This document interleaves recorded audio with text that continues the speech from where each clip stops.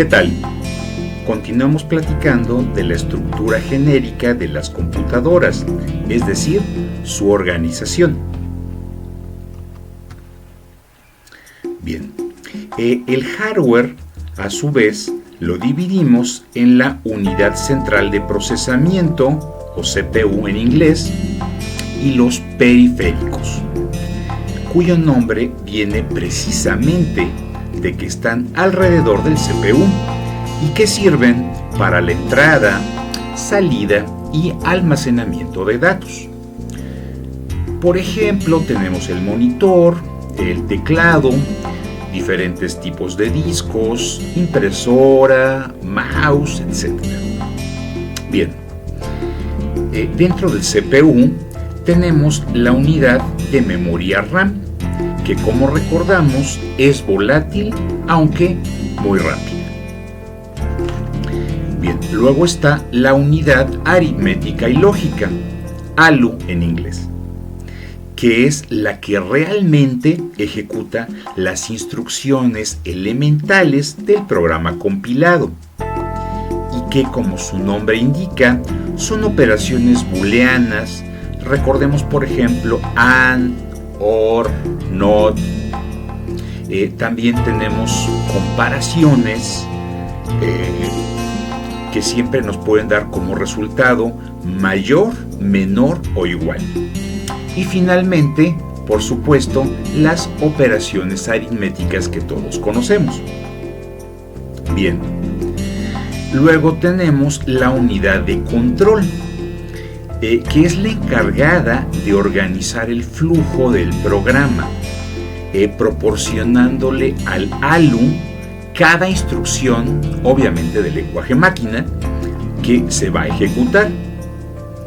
En otras palabras, la unidad de control es quien organiza realmente el trabajo de la computadora para que podamos tener lógica, o sea, ciclos, decisiones, etcétera, etcétera.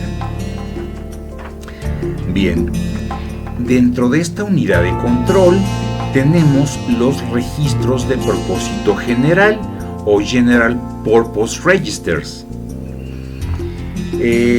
Estos son áreas de direccionamiento inmediato, entre comillas, es decir, que se accesan con una velocidad aún más rápido que los bytes de la memoria RAM.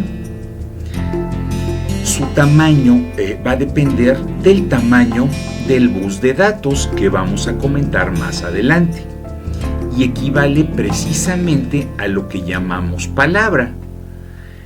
Hemos escuchado, por ejemplo, que hay procesadores con palabra de 16 bits, de 32 bits, de 64 bits, etc.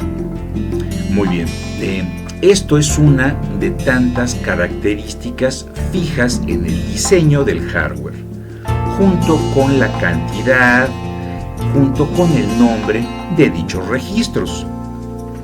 Por ejemplo, en los procesadores Intel tenemos el AX o acumulador, tenemos el CX o el contador, etcétera, etcétera, etcétera. Y vamos a ver más adelante que hay registros con una utilidad o función muy particular. Por ejemplo, el program counter, que en otras computadoras se puede llamar instruction pointer. Tenemos el status word, que en el caso de Intel se llama flags, etcétera, etcétera, etcétera. Bien, también tenemos algunas otras partes como los controladores que trabajan en conjunto con los drivers. Tenemos los buses y los puertos físicos, fuente de alimentación eléctrica, también está el reloj, etcétera, etcétera, que en el caso particular de una PC pues están en la tarjeta madre. ¿Por qué? Porque son bastante pequeñas. Bien, y que seguiremos analizando dichos componentes más adelante. Éxito con su aprendizaje.